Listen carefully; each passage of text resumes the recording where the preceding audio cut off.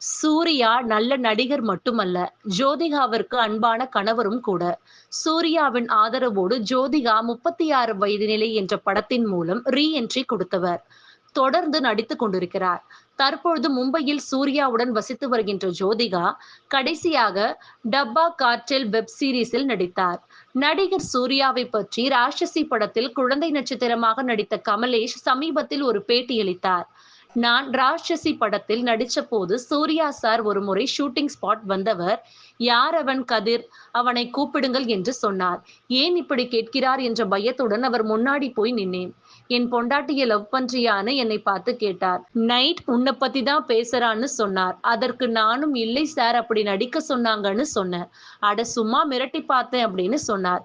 Surya sir செம ஜாலியான character. அதே போல ஜோதிகாவும் என்னுடைய பிறந்த நாளுக்கு யூனிட்டில் இருக்கும் எல்லோருக்கும் பிரியாணி போட்டார். அவரும் என் மீது பாசமாக இருப்பவர் என்று கூறினார் மாஸ்டர் கமலேஷ்.